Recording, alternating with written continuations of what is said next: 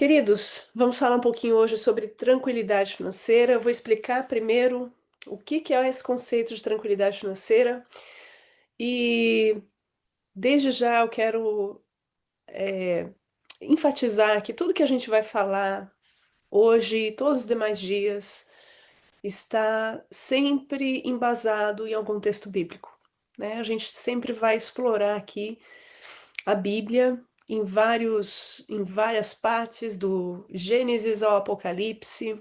Vamos transitar por vários textos bíblicos. Então, esteja aí com a sua Bíblia, anote os textos, para que você possa depois fazer a sua consulta própria, né? Você não precisa concordar com o que eu estou falando, mas, por favor, tenha em mente que tudo que for trazido aqui estará saindo da palavra de Deus. Então, se alguma coisa que de repente eu falar aqui trouxer algum tipo de incômodo, ressalva, em oração, eu peço que você reflita que isso está na palavra de Deus. A gente está entrando agora numa jornada onde nós vamos transitar, nós vamos caminhar bastante pela Bíblia. E por esse motivo, eu gostaria de pedir agora, mais uma vez, que o Espírito Santo nos dirija. Vamos orar? Querido Deus eterno Pai, obrigado, Senhor, pelo teu amor, por tua bondade. Querido Deus, pedimos que neste momento o Senhor nos esvazie de nós mesmos e nos preencha do teu Santo Espírito. A mim, especialmente, Pai, agora que estou encarregada de dirigir aqui essa meditação, essa mensagem. O Senhor sabe das minhas fraquezas, Senhor, são muitas, mas por amor às pessoas que estão conectadas neste momento e as outras que ainda virão, te peço, Senhor, que use esse instrumento frágil que sou para tua honra e tua glória. Que eu não fale de mim, mas fale do Senhor apenas. Eu te peço, Pai, em nome de Jesus. Amém. Muito bem. A tranquilidade financeira bíblica. Vamos aqui, antes, falar um pouquinho sobre o que Jesus deseja para nós, né? Lá em João 10, verso 10, Jesus diz: o ladrão vem somente para roubar, matar e destruir. Eu vim para que tenham vida e a tenham em abundância. Olha o que esse texto está dizendo. O ladrão rouba, o ladrão mata, o ladrão destrói. Jesus, por sua vez, faz o contrário. Ele diz: eu vim para que tenham vida e a tenham abundância. Se o ladrão faz uma coisa, eu posso dizer que Jesus faz o contrário. Jesus presenteia, Jesus vivifica, Jesus restaura, Jesus constrói. E ele diz que ele faz isso não de forma acanhada, não de forma rasa, mas de forma abundante. Tem aquele texto, né? Pedi e ser-vos-á dado, né? E eu gosto demais desse texto, e falei que eu tenho três filhos pequenos, porque depois de ser mãe e ver como as crianças brincam, eu entendi melhor o que diz esse texto, porque Jesus fala que é boa medida, recalcada, sacudida, transbordante. Quando uma criança vai tentar encher um baldinho de areia, ela põe areia lá dentro do balde e aí ela recalca, né? Em outras traduções diz pressionada, prensa a areia lá dentro. E para caber mais, ela sacode o baldinho, porque a areia vai se assentando. E ele prensa de novo, e ele vai sacudindo. Chega uma hora que transborda, já não cabe mais no baldinho. É esse tipo de abundância que Jesus está falando.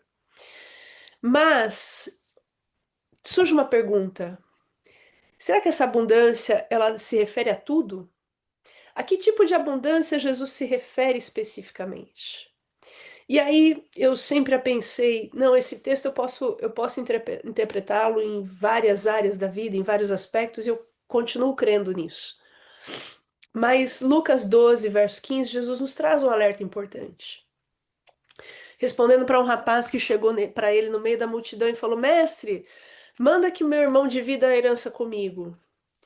Jesus respondeu: Olha, quem me constituiu juiz entre você e seu irmão? E aí, diz o verso 15, lhes recomendou, né? Virando-se para a multidão, recomendou o seguinte: tenham cuidado, Não se deixem dominar por qualquer tipo de avareza, porque a vida de uma pessoa não consiste na abundância dos bens que ela tem. Então, queridos, aqui a gente começa a ter uma, uma visão um pouco mais ampla da coisa.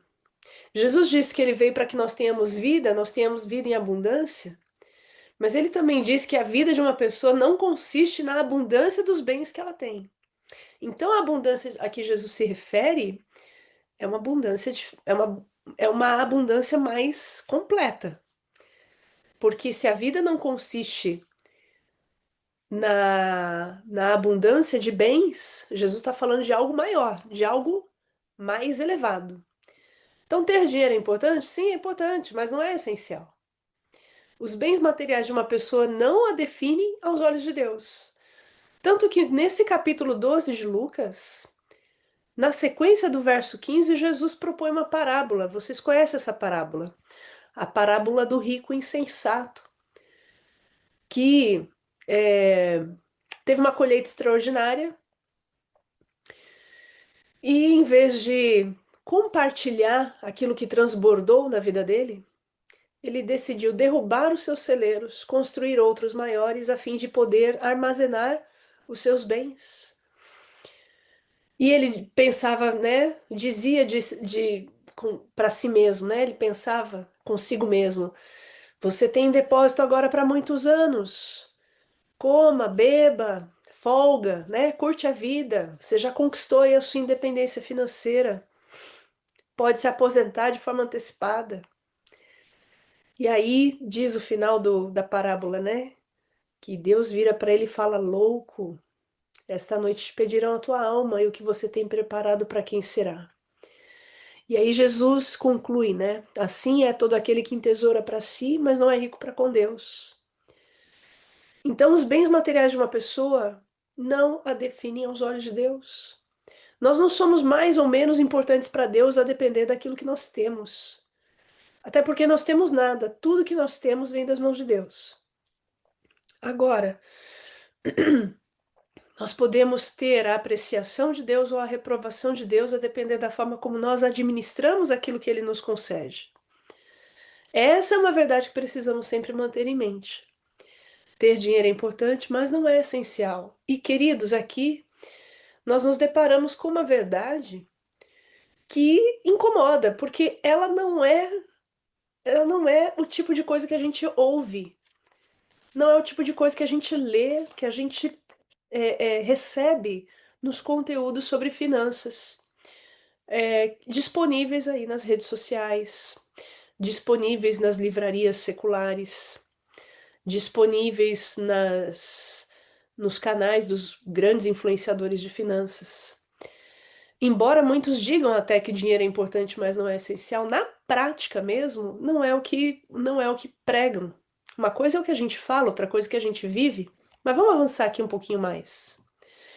Eu quero compartilhar com vocês essa tela que eu vi numa palestra de um pastor da Ucrânia. Esse pastor, ele é líder de mordomia na Ucrânia e também de alguns outros departamentos.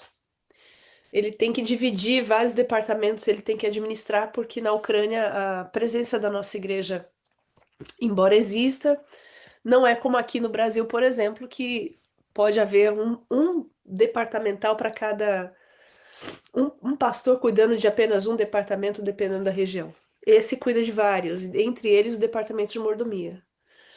E ele fez uma palestra, e num dado momento da palestra ele mostrou essa foto. O que está acontecendo nessa foto?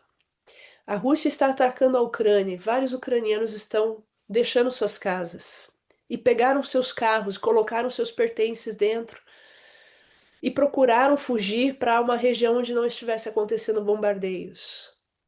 Só que aí eles se depararam com uma ponte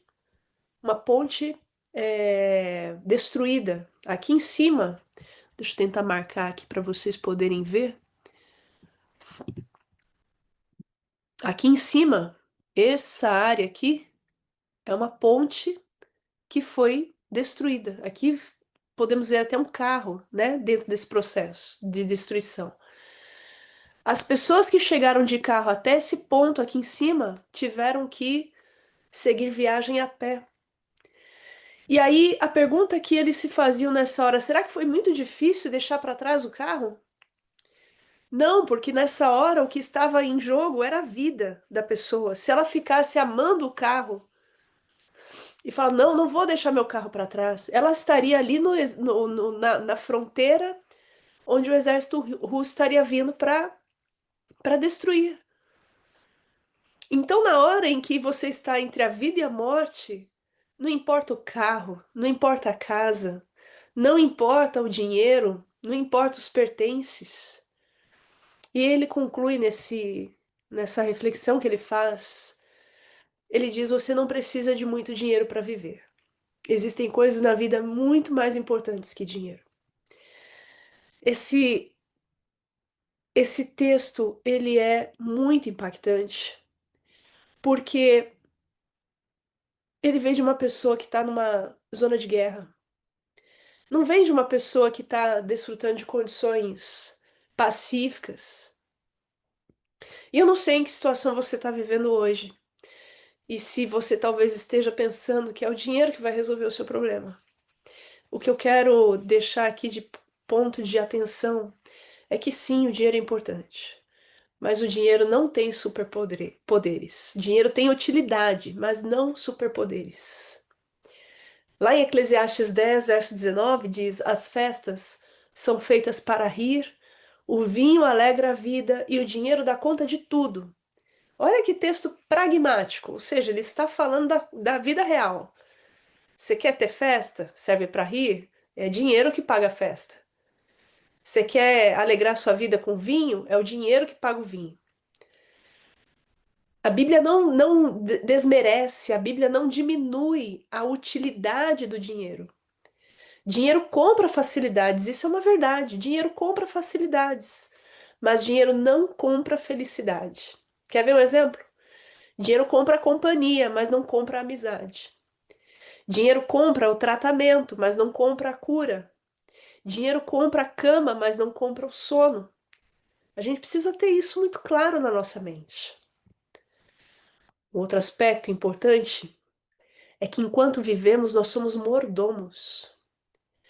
Lá em 1 Timóteo capítulo 6, verso 7, Paulo diz: porque nada trouxemos para o mundo, nem coisa alguma podemos levar dele. Então nós temos que ter essa essa verdade muito clara na nossa mente. Nada nos pertence. O que temos nos foi confiado por Deus e devemos administrar com propósito. E nesse sentido, eu quero reforçar o que o pastor Josué de Castro fala no livro de mordomia desse ano, Tudo por Amor a Ele. O pastor Josué de Castro, ele fala que o propósito de Deus é cuidar e salvar. E a nossa felicidade, ela vai existir enquanto nós estivermos administrando aquilo que Deus nos confiou de acordo com o seu propósito, que é cuidar e salvar. Cuidar de quem? Cuidar da família, cuidar do próximo, cuidar de si mesmo. Tem pessoas que cuidam dos outros, mas não cuidam de si mesmas. E Jesus fala: amar ao próximo como a si mesmo. E salvar. Nós precisamos administrar os recursos que Deus nos confiou pensando em salvar pessoas. Aquele rico insensato de Lucas capítulo 12, ele não estava preocupado nem com uma coisa nem com outra. Ele só queria cuidar de si mesmo. Não estava preocupado em cuidar e salvar os outros. Desejar enriquecer é um alvo perigoso, queridos. E veja, não sou eu que estou dizendo. É o que está afirmado claramente na Bíblia, lá em 1 Timóteo 6, versos 9 a 10. Leia comigo, mas os que querem ficar ricos caem em tentação. Perceba que a palavra aqui é querer. Não está falando de ganância, está falando de desejo. Às vezes as pessoas falam assim, não, a ganância é ruim, a ambição é boa. Eu creio que isso é uma verdade em várias áreas da vida, mas não em relação ao dinheiro. Quer ver um aspecto importante que a gente pode pensar assim? Aqui foi ambição, não foi ganância, mas Jesus disse que a pessoa estava pecando. Jesus diz que qualquer um que olha para uma mulher com intenção impura, desejando aquela mulher no seu coração, uma mulher alheia, né? Ele já está adulterando com ela. Ele não consumou o ato, mas ele está desejando algo que ele não deveria desejar. E nisso ele já está pecando. Olha que coisa forte. Porque muitas vezes a gente fala, não, a ambição é boa. Não, peraí, nem toda ambição é boa. Depende do que é o seu objeto de ambição, qual é o seu objeto de desejo. E a Bíblia afirma claramente, não no sentido de que é um pecado, não é pecado desejar ficar rico. Não é pecado, só que é perigoso. Por quê? Porque os que querem ficar ricos caem em tentação, em armadilhas e em muitos desejos insensatos e nocivos que levam as pessoas a se afundar na ruína e na perdição. E alguns nessa cobiça se desviaram da fé e atormentaram a si mesmos com muitas dores. Tem 3 pontinhos aí no meio. E eu fiz questão de tirar. Mas eu vou falar aqui para vocês. No meio desse texto está escrito: porque o amor ao dinheiro é a raiz de todos os males. E muitas pessoas se respaldam nisso para dizer: não, peraí, esse desejo é um desejo que fala de amar o dinheiro. E eu tirei por quê? Porque muitos se ancoram nessa parte do texto e menosprezam o que o texto está dizendo lá na origem. Os que querem ficar ricos caem em tentação. Olha a progressão das coisas. O desejo, ele logo vai evoluindo para cobiça. Essa cobiça vai evoluir para ganância. E essa ganância vai culminar na apostasia, porque diz aqui, né? Desviaram-se da fé. Nós temos que ter a mentalidade, queridos, de que a Bíblia, ela fala para nós seguirmos um caminho diferente. E eu repito, nosso alvo não deve ser enriquecer. Não se fatigue para ficar rico. Olha outro texto bíblico muito claro sobre isso. Provérbios 23, versos 4 a 5. Não se fatigue para ficar rico. Não aplique nisso a sua inteligência. Você quer pôr os seus olhos naquilo que não é nada, porque certamente a riqueza criará asas como a águia que voa pelos céus. Esse texto está dizendo claramente que a nossa inteligência deve ser dedicada a alvos mais elevados. A riqueza é passageira. Tudo que possuímos, tudo que pudermos juntar aqui é nada comparado à pátria celestial. Camila, você veio aqui então me dizer que eu devo ser pobre? Não. Por favor, querido irmão, querida irmã, entenda uma coisa. Eu estou dizendo aqui que a Bíblia fala claramente, primeiro, que enriquecer, desejar enriquecer, desejar enriquecer é um alvo perigoso, que rapidamente progride para cobiça, para ganância e para apostasia. Como que isso se vê na vida prática? Nós vamos avançar ao longo dessa semana de oração, nós vamos avançar sobre esse tópico. Então, eu não vou responder essa pergunta agora, eu vou convidá-lo a participar das outras reuniões também. Mas dando aqui uma antecipação. Toda vez que nós colocamos a riqueza como alvo, nós estamos mirando as riquezas terrenas, e Jesus fala para nós mirarmos as riquezas celestiais. O rico da parábola de Lucas 12, ele estava mirando apenas as riquezas terrenas, e ele ficou completamente desfalcado quando Deus olhou para ele e não viu nenhuma riqueza celestial. Então nós temos que ter esse cuidado. Um outro aspecto que fica muito claro aqui no texto de Provérbios 23, versos 4 a 5. A riqueza é nada. A gente, por muitas vezes, fica convencido de que a riqueza é tudo. Eu só vou ser feliz quando eu for rico. Eu só vou poder dedicar tempo para minha família quando eu for rico.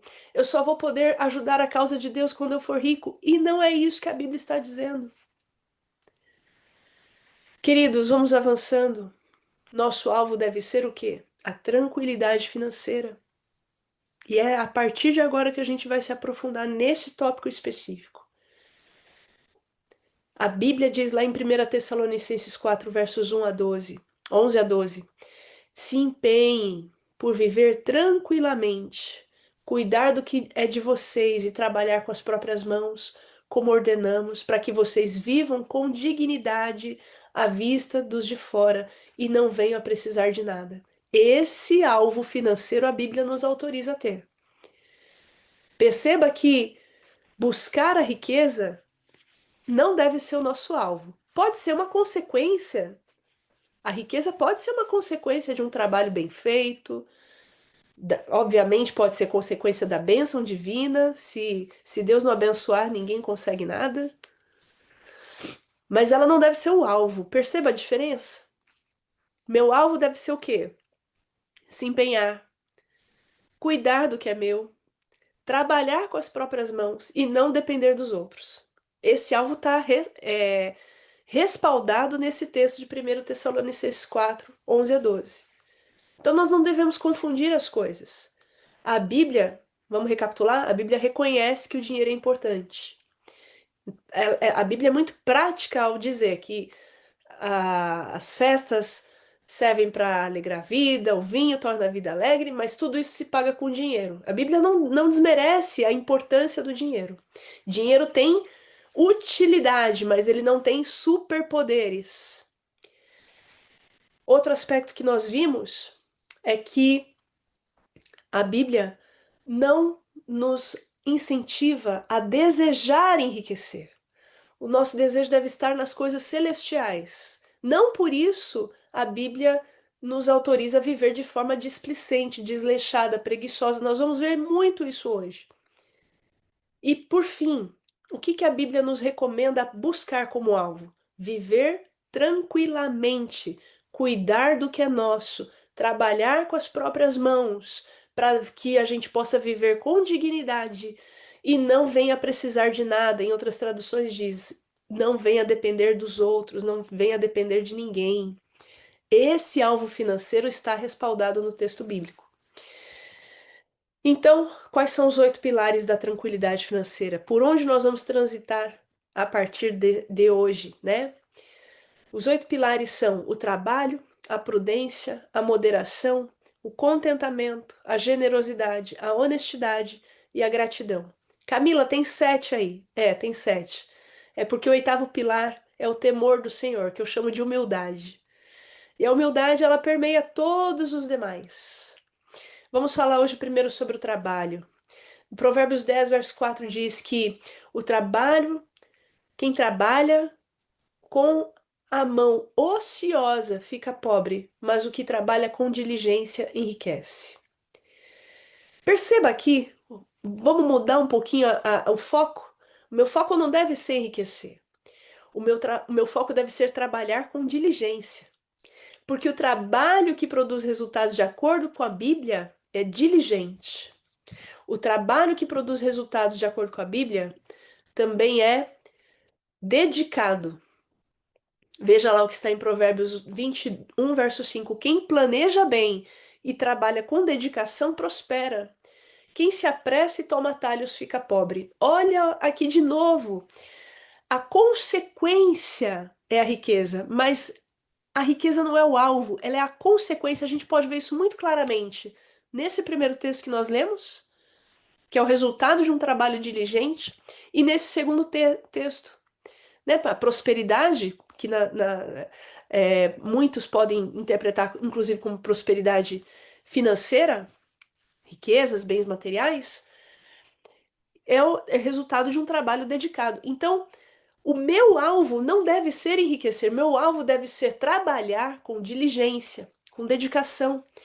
A riqueza pode vir como resultado, mas ela não deve ser o alvo. Perceba essa diferença, eu quero martelar muito isso aqui, para a gente ter isso muito claro. O que Deus nos chama a buscar é a tranquilidade. E essa tranquilidade depende de eu trabalhar com as próprias mãos, cuidar do que é meu, me empenhar a fim de não depender dos outros, a fim de me portar com dignidade. E esse trabalho é um trabalho diligente, é um trabalho dedicado, é um trabalho perseverante. Olha só, lá em Provérbios 13, 11 diz: a riqueza obtida com facilidade, essa diminui, mas quem ajunta pelo trabalho, esse a vê aumentar. Riqueza obtida com facilidade. Deixa eu só abrir um parêntese aqui. A Bíblia não dá respaldo para riqueza fácil, ganho fácil. Se você abrir a sua Bíblia em Provérbios 12, 11, nós lemos aqui o 13, 11, mas se abrir 12, 11, você vai ver lá que quem trabalha tem fartura de alimento, mas quem corre atrás de fantasias não tem juízo. Mais uma vez reforçando o trabalho. E quando a gente corre atrás de fantasias, a gente está querendo ganhar dinheiro sem trabalhar. E a Bíblia diz que isso é coisa de gente sem juízo. Queridos, hoje tem tanta gente querendo ganhar dinheiro sem trabalhar, querendo ganhar riqueza fácil. É bet, é tigrinho, é pirâmide financeira, é maracutaia. Nós vamos explorar isso ao longo da semana, mas só dando aqui uma, um, an- um- uma deixa, né? Uma antecipação. A Bíblia não dá respaldo para essas coisas. Trabalho que produz resultados também é empenhado. Lá em Eclesiastes 9:10, esse é um texto mais conhecido. Tudo que vier às suas mãos para fazer, faça-o conforme as suas forças, porque na sepultura, que é para onde você vai, não há obra, nem projetos, nem conhecimento, nem sabedoria alguma. Então, o que você tiver como incumbência para fazer, dê o melhor de si, dedique o máximo de você. Se empenhe. Então, o trabalho que produz resultados, recapitular, é diligente, é dedicado, é perseverante, é empenhado. E por fim, o trabalho que produz resultados é excelente.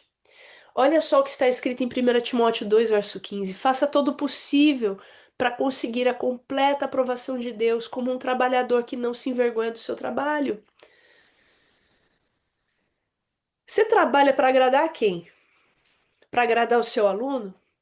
Para agradar o seu cliente, para agradar o seu patrão, para agradar o seu paciente. Para quem você trabalha? A Bíblia nos chama a trabalhar para agradar a Deus.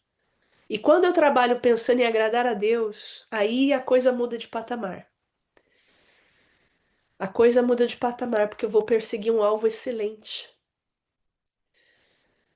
Então, o trabalho que produz resultados é diligente, é dedicado, é perseverante, é empenhado, é excelente. Aqui eu trouxe uma ilustração que fala sobre os apelidos dos colegas de trabalho. Tem gente que é o trabalhador bicicleta. Quando não tá circulando, tá encostado. Nem é trabalhador uma pessoa assim. Ele tem um emprego, mas ele não se dedica a um trabalho. E por enquanto tem um emprego, porque a hora que notarem que ele é uma bicicleta, que quando não tá circulando, tá encostado, ele vai ser mandado embora. Tem aquele que é o tartaruga ninja, né?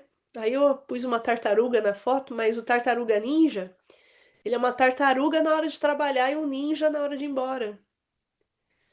Tem o sensor de movimento. Só trabalha quando ele percebe que tem alguém passando perto dele. Queridos, isso jamais deveria descrever a realidade de um trabalhador cristão. Menos ainda de um adventista do sétimo dia que é um profundo estudioso da Bíblia. Porque nós vimos que na Bíblia, o trabalho que produz resultados, e é o que deve ser o meu alvo, não? O meu resultado deve ser esse tipo de trabalho. Perdão, o meu alvo deve ser esse tipo de trabalho. Trabalho diligente, trabalho dedicado, perseverante, empenhado e excelente. Esse é o trabalho que Deus deseja que nós façamos. E esse é o trabalho que produz resultados. Você pode dizer assim, não, Camila, mas é muito difícil o meu trabalho. De fato, depois da queda do ser humano, depois do pecado, o trabalho se tornou difícil. Nós vamos ler lá em Gênesis capítulo 3 que a terra passou a produzir cardos e espinhos. A terra foi amaldiçoada, o trabalho ficou difícil. Deus disse para o homem: do suor do teu rosto você comerá o pão. Você vai ter calos. O trabalho, o ambiente de trabalho ficou difícil. Mas o trabalho em si continua sendo uma bênção. Por que que eu posso afirmar isso? Porque se você for para Gênesis capítulo 1, capítulo 2, você vai ver que antes de Deus apresentar Adão a Eva, ele apresentou Adão ao trabalho. Ele colocou o homem no jardim para cuidar, cultivar e guardar. Então, queridos, o trabalho é uma bênção. O trabalho que Deus deseja que nós façamos não tem nada a ver com isso daqui. O trabalho que Deus deseja que nós façamos é um trabalho excelente. E cedo ou tarde o resultado vem. Isso é uma promessa bíblica. Olha o que está lá em Provérbios 22, verso 29. Você conhece alguém que faz bem o seu trabalho? Saiba que ele é melhor do que a maioria e merece estar na companhia de reis. Deus reconhece o mérito. Pode ser que o seu patrão não reconheça, pode ser que o seu cliente não reconheça, que o seu aluno não reconheça, que o seu paciente não reconheça, seja lá para quem você trabalha e não reconheça, mas Deus reconhece. E cedo ou tarde o resultado vem. Então nós não devemos ficar ali na maioria, né? A maioria hoje, conversando com empresários, é, é muito comum a reclamação de que muitos querem um emprego, mas não querem um trabalho, não se dedicam, não pensam como dono, a maioria está ali no ruim. Alguns são medianos, né? Entregam ali na média, né? Aquilo que se espera. Alguns são bons, mas pouquíssimos são excelentes. E esses excelentes, a Bíblia diz que merece trabalhar para reis. E quando eu trabalho para reis, eu posso cobrar mais.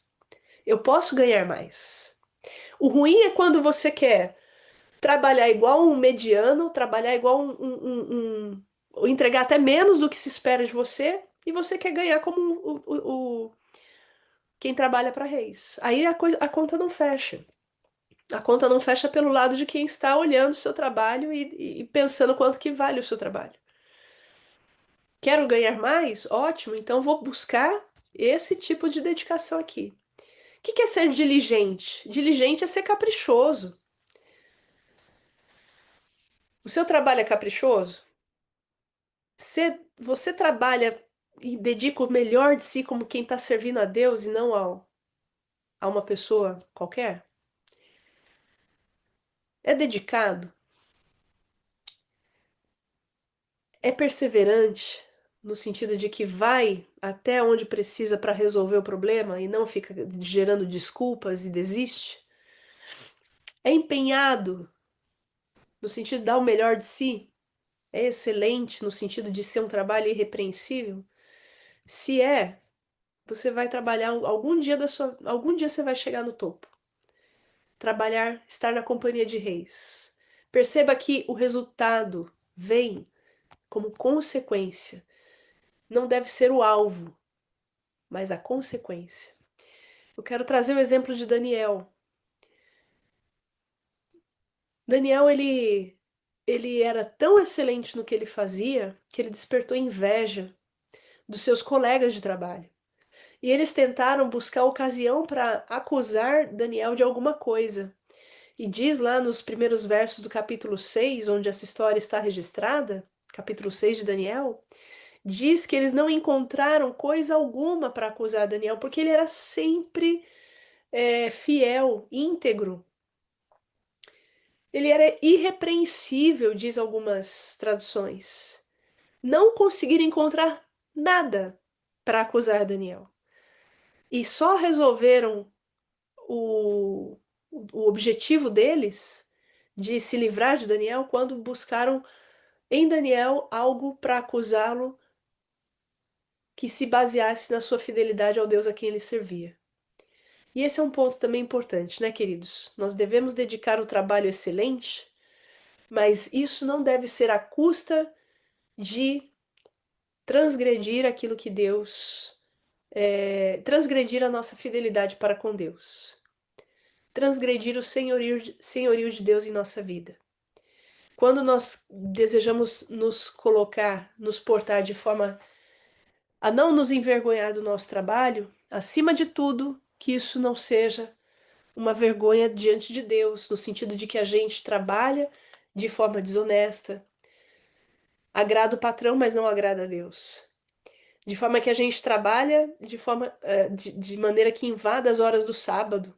Posso estar agradando o cliente, mas não estou agradando a Deus. Trabalho de forma que eu esteja prejudicando a minha saúde. Posso estar agradando o meu patrão, mas não estou agradando a Deus, porque o meu corpo é templo do Espírito Santo.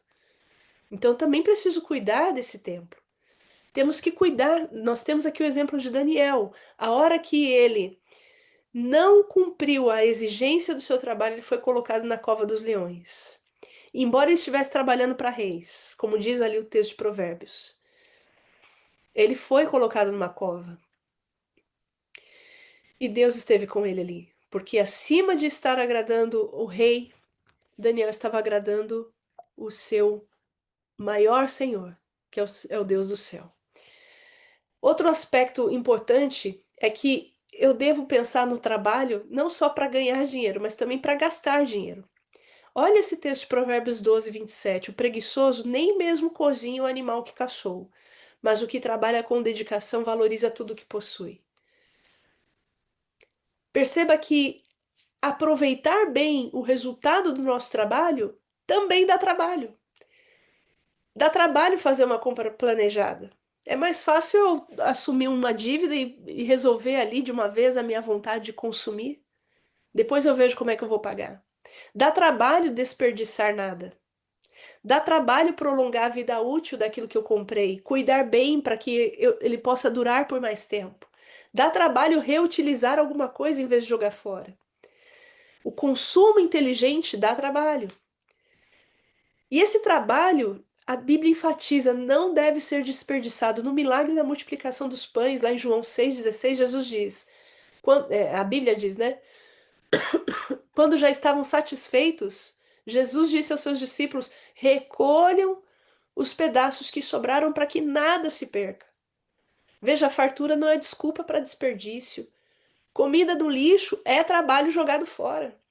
Aquela comida custou dinheiro e aquele dinheiro custou trabalho. Então, toda vez que você está jogando comida no lixo, você está jogando alguns minutos ou algumas horas do seu trabalho fora.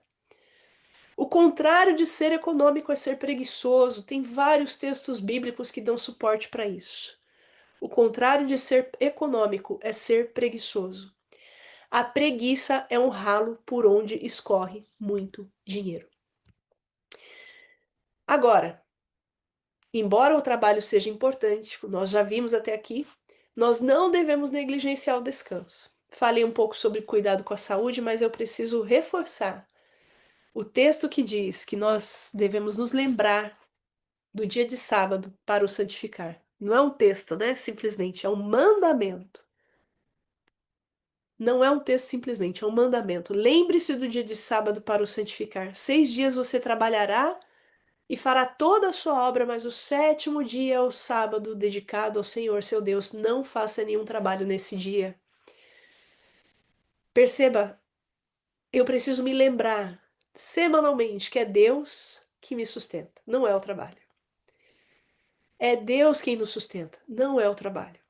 Nosso descanso deve estar firmado em Deus, não no trabalho. Posso ter o melhor trabalho do mundo, posso ter o trabalho que eu mais desejava fazer na vida, mas o meu descanso não deve estar nisso. Meu descanso deve estar firmado em Deus. Guardar as horas do sábado é validar a supremacia do Criador na minha vida. Eu vou repetir. Quando eu guardo as horas do sábado, eu estou validando a supremacia do Criador. Por quê? Porque ele diz na sua palavra que o sétimo dia é o sábado dedicado ao Senhor. Ele é santificado. Então, quando eu estou guardando as horas do sábado, eu estou validando que o Criador é Senhor Supremo na minha vida. Agora, quando eu trabalho nas horas do sábado, eu estou validando que é o dinheiro o Supremo Senhor na minha vida. Trabalhar nas horas do sábado é validar a supremacia do dinheiro. Nós temos que pensar nisso. Por vezes a gente pensa, não, eu preciso resolver a minha vida financeira. Me pediram para fazer uma hora extra que eu vou invadir as horas do sábado na sexta-feira à noite. Querido irmão, querida irmã, preciso lhe dizer, isso não vai atrair bênção para sua vida. Porque nessa hora que você invade as horas do sábado e transgride a guarda do sábado, você está dizendo para todos e para o universo que o dinheiro que aquele trabalho lhe proporciona, esse dinheiro é que é Supremo Senhor na sua vida, e não o Criador do céu e da terra. E lembra, dinheiro tem utilidade, mas não tem superpoderes. O único que tem superpoderes no universo é o Senhor Criador. Partindo para o final aqui, Salmo 127, versos 1 a 2 diz: Se o Senhor não edificar a casa, em vão trabalham os que a edificam. Nosso trabalho será vão se ele não contar com a bênção de Deus. O nosso trabalho será vão, será em vão, será inútil se nós não contarmos com a bênção de Deus. Por isso eu reforço: não imagine que invadir as horas do sábado vai trazer resultado para você, resultado positivo. Pode até ser que venha algum dinheiro extra, mas não vai vir a bênção de Deus sobre esse dinheiro. Se o Senhor não edificar a casa, em vão trabalham os que a edificam. Será inútil levantar de madrugada, dormir tarde, comer o pão que conseguiram com tanto esforço. Aos seus amados ele o dá enquanto dorme. Olha só que texto forte. Nós falamos aqui sobre a importância de trabalhar com dedicação, com diligência, com perseverança, com empenho, com excelência. Mas nada disso vai ter resultado se não estiver contando com a bênção de Deus. Esse texto não está dizendo que é para eu ficar dormindo. Esse texto não está desconstruindo tudo que nós vimos até aqui. Esse texto só está reforçando que o trabalho é importante, sim, mas ele não é tudo. Nós dependemos de Deus para tudo. Devemos fazer a nossa parte, mas o resultado final está fora da nossa alçada. Eu preciso da bênção de Deus. Eu faço a minha parte, mas eu não posso ter a presunção de dizer eu faço o meu e o resultado é garantido. Não. Quem garante o resultado é Deus. E para que esse resultado venha, eu tenho que estar debaixo das asas do Senhor. Eu tenho que estar abrigada sob as bênçãos de Deus. Eu quero trazer por último aqui um texto que é Mateus 6:26. E esse é um texto desconcertante e ao mesmo tempo tranquilizador. Jesus diz assim: Observem as aves do céu, que não semeiam, não colhem, nem ajuntam em celeiros. No entanto, o Pai de vocês, que está no céu, as sustenta. Será que vocês não valem muito mais do que as aves? Pode ser que eu esteja falando aqui para alguém que esteja sem trabalho, esteja sem emprego e esteja pensando: Senhor, eu gostaria muito de colocar em prática tudo isso aí que o Senhor está falando, mas eu preciso primeiro ter um emprego. E esse texto que Jesus está dizendo é que o nosso sustento não depende nem sequer de um emprego. Quem nos sustenta é o Pai do céu. Ele sabe de cada uma das nossas necessidades. E Jesus, lá no final dessa reflexão, ele diz: Buscai, pois, em primeiro lugar o reino de Deus e a sua justiça, e todas essas coisas vos serão acrescentadas. Não se preocupem com o dia de amanhã. Não fiquem ansiosos. Confiem em Deus. É Ele que nos sustenta, não é o trabalho. Faça o seu melhor, se qualifique. Talvez você tenha pensado, eu preciso entregar um trabalho excelente, mas eu não tenho qualificação para isso. Então, busque. Tem muito recurso hoje. Antes você precisava talvez pagar uma faculdade, pagar um curso muito caro, muito dispendioso para poder se qualificar. Hoje tem tanta coisa gratuita disponível na internet. Internet você tem, porque você está conectado aqui comigo. Então você tem ferramenta para buscar se qualificar. E mesmo algum curso pago, tem muito curso bom, acessível.